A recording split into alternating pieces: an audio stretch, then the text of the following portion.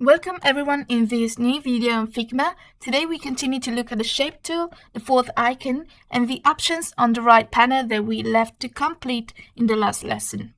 Let's start with the stroke that we already claimed. I choose the color from here and the fill percentage. It's recommended, however, to always keep it at the maximum and in case choose a soft color unless you want a special effect or transparency place value.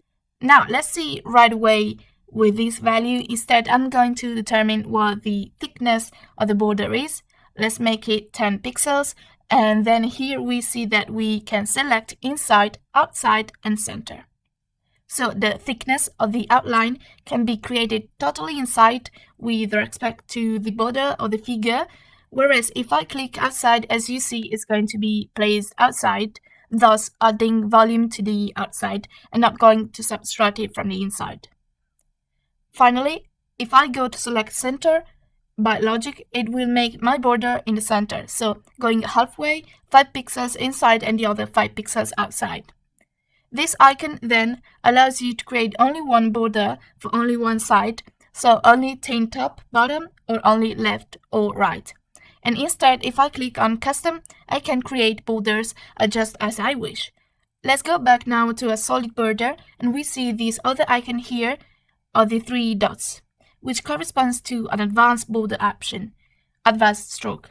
And so from here, we can create a dashed border.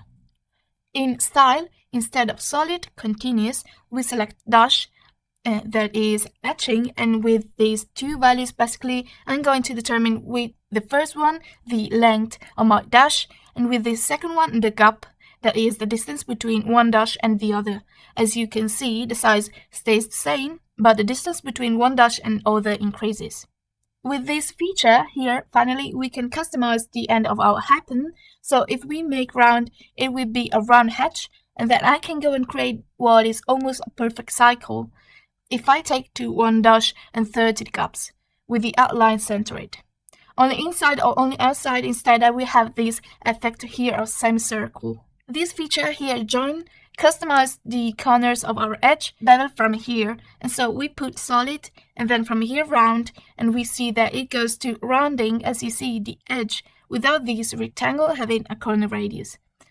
So, and the same thing happens with this, with which it goes to give me to pretty much cut off the corner. Let's go now and look at the effects. We have 4 available: drop shadow, inner shadow, layer blur, and background blur. The difference between the first two is very simple. So drop shadow is the shadow that our figure produces on the frame, while inner shadow is a shadow inside the figure itself. The adjustments that are possible here by clicking the sun icon are the same for both.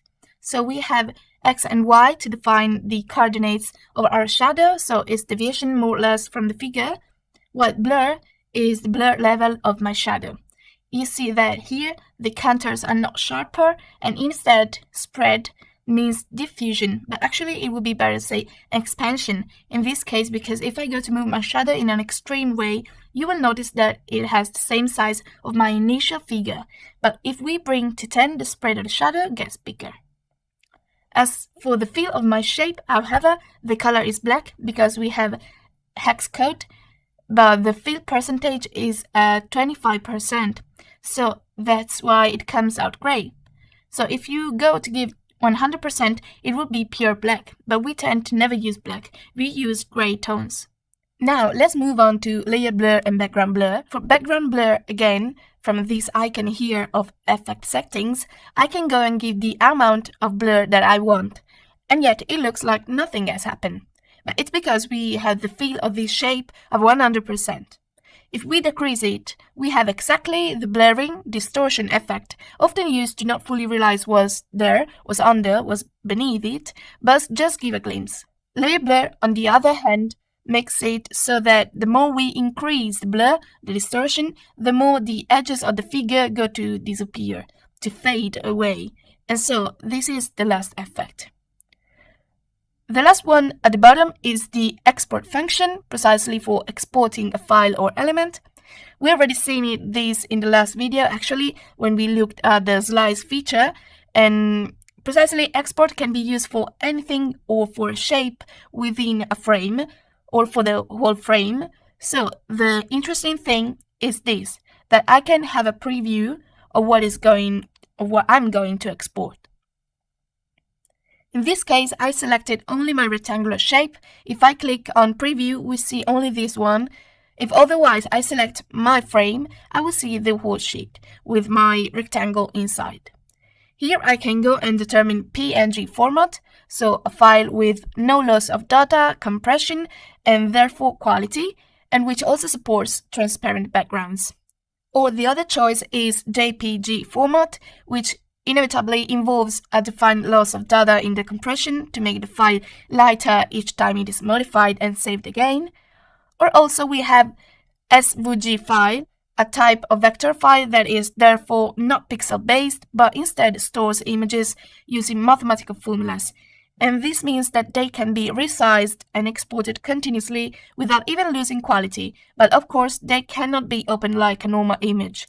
We have to use softwares, usually graphic softwares, that support them. While the PDF option is the most convenient one because it can always be opened regardless of the type of software or operating system of the device we are using. Then we have the option scaling, which is resizing through conventional scales of our exported file. So, for example, 2 will make me twice the size of this rectangle, and so on. So we are now missing one section of our panel on the right that we skipped, and that is constraints.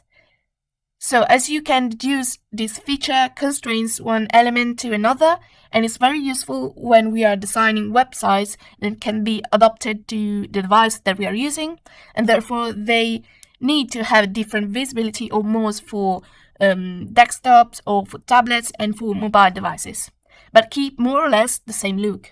For example, we're going to create a mobile frame, and let's do Android small. And we'll create a square here in the top right, and by default constraints is set to left and top.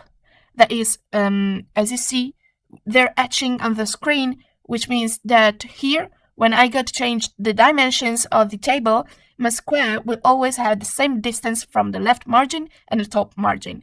Whereas, if we want it to always stay on the side, on this side, in this little corner of the screen, we had to change the constraints to the right margin clearly, and then it will work as we have intended, both in case we change the device and therefore enlarge the screen, or if we trivially rotate our phone horizontally. Then, on the other hand, if I place this button more over here, for example, and I want it to always remain constrained from the center, so it will always maintain the same distances from the center of our frame. Just press this crosshair and make sure it says center both above and below here. The last option, scale, precisely goes to scale our element as the screen size increases, so either only horizontally or only vertically or both. Of course, it is a very special feature that in order to maintain the initial proportion should only be used when the screen itself increases in size only proportionally. Now that we have seen all the functionality on the right panel, we can finally see how to create all the other shapes. To make a line, we click here or press L, then with Shift, while for rectangles we can use it to make squares and in ellipses to make circles. Now Shift is used to give a specific slant to our line. If we press Shift, it will move 45 degrees each time. It will go directly to either 0 degrees or 45 or 90 or 135 or 180 and so on, always setting itself to the one closest to where we are. We then have all the options seen before. For the rectangle, we can decide the thickness of the line and whether it develops internally, externally, or centered with respect to the initial line. Here, I pretty much have the management of the superscripts, that is, I can turn a line into an arrow from here as well, and conversely, if I create an arrow, I can also remove and it can become a line again. So they are completely interchangeable. We have a hollow arrow, a full arrow, a reverse arrow, a circle-shaped arrow, and a diamond-shaped arrow. I can then decide whether the empty ends should be square or rounded. As we had seen for edges, I can go and manage the hatching of the line from the 3 dots. So I put dash, and I can also manage the length of my hatching and the gap as before. The rest is exactly the same. Let's quickly go through other shapes. Let's repeat for the ellipse in order to get the two to coincide perfectly and therefore to be a circle. I have to press shift. Clearly, if I change the angle, I can't notice because the shape is perfectly round. If otherwise I go to create an oval, clearly this function can be observed. Then if we look closely at our shape, we find this little ball here that corresponds to the arc function to create precisely circumference or circle arcs that does nothing else for me but create this kind of Pac-Man. This other little dot is the sweep instead, so open the figure, it will be, while start is the other end, and we can decide where it's going to be by also rotating it 15 degrees at a time by holding shift. Finally, this third dot here corresponds to the ratio that opens this concentric circle from the original, and it does in percent. If we hold shift, it does 10% forward each time until even reducing the outline or the filling on the ellipse itself. We can change the 3 values from here then as well. And now let's go ahead and see the default polygon. It is a triangle. If I hold shift, it will make me an equilateral triangle. Otherwise, it will make me an isosceles triangle. Here again, I have some suspicious dots, we could say. Here we have the radius for going to assign a rounding radius to our verticals, and the other one called count instead goes to me to increase the number of verticals and then to change the polygon. So pentagon, hexagon, and so on. I can go up to 60 until to the eye it becomes a circle. Of course, we can type in the number of sides from here as well. And let's go now create a star. Even now, if I hold shift down, it makes me a perfect star. Otherwise, it's liable to come out a little bit ugly. But now we learned, so from here radius, I round of the verticals. Here I have the radius of the star. So if I push it toward the center, it will make me a star, let's say narrower. And if I bring it outward, it will make me a star that goes closer and closer to a pentagon. The counter still goes to determine how many points the star should have. And all the functions are also always available up here. Well, we have concluded this long but very valuable section, and I will say that's it for today. Thank you for watching so far. If you found the video interesting, please leave a like and a comment for any doubts or suggestion.